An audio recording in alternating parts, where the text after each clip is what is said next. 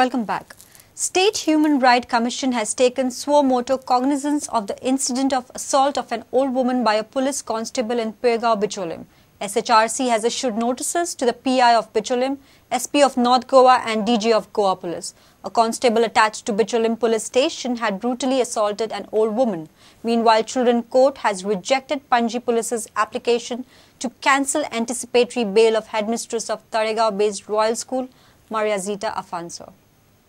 Taking suo motu cognizance of the incident of assault on 70-year-old woman by a police constable, State Human Rights Commission has issued notice to PI of Bicholim, SP of North Goa and DG of Goa Police. The Commission has directed all of them to file their reply by 4th of August. On 23rd March, accused constable Ajmat Karol, under influence of alcohol, allegedly assaulted a woman when she was sleeping in a hut. Later, Karol was arrested and he was suspended too. Meanwhile, Children's Court on Monday rejected Panaji Police's application to cancel anticipatory bail of headmistress of Talegaon-based Royal School, Maria Zita Alfonso. Alfonso has been booked by Panaji Police for torturing students. Mukesh Kumar for Prudent. CCP has awarded job of developing Baikinim garbage site and Santinez Nala to the GSIDC. Corporation of City of Panji is also planning to charge extra tax to the 5-star hotels in the capital city. Mayor Surendra Fatado said CCP has received the consent from the government to execute leave and license agreement regarding Panji Municipal Market. CCP's ordinary meeting was held on Monday. Commissioner is working on that tax to be put for 5-star hotels. Room tax, whatever the charging, certain amount will come to us. The corporate city of Panji in his last meeting has given a resolution that Baingani and Santinez Nala project will be taken up by the GSIDC.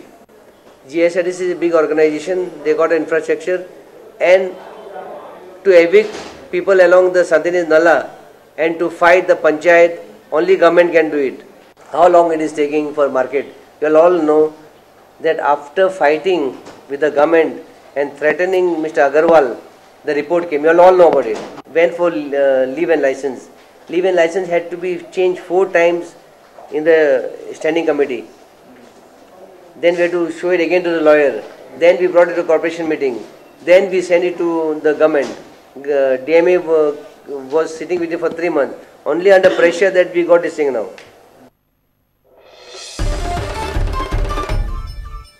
The High Court has dismissed the petition of accused builder of Ruby Residency pleading not to demolish remaining building. State government contended before the court that accused builder Pardeep Singh Birring is absconding since the incident of building collapse. On 4 January this year, a multi-storied under-construction building had collapsed, killing 31 labourers. The High Court on Monday dismissed a petition filed by owner-builder of Kankan-based Ruby Residency, Pardeep Singh Birring. Prime accused in building collapse case, Pardeep Singh Birring in his petition had pleaded not to demolish remaining building of Ruby Residency. Birring had also demanded to constitute a private expert committee to assess the stability of remaining building. In reply, Advocate General Atmaram Nadkarni contended that an expert committee was constituted to assess the stability of the structure earlier. That expert committee found that the building is unstable and dangerous. Advocate General also contended that petitioner builder is responsible for death of 31 labourers. The High Court accepted the contentions of state government and dismissed builder's petition. Building of Ruby Residency had collapsed on 4th January this year, killing 31 labourers and many labourers were injured. Accused builders Pardeep Singh Birring and Jagdeep Sehgal are still untraceable by the Goa Police. Mukesh Kumar for Prudent. Let's take a short break. Stay tuned.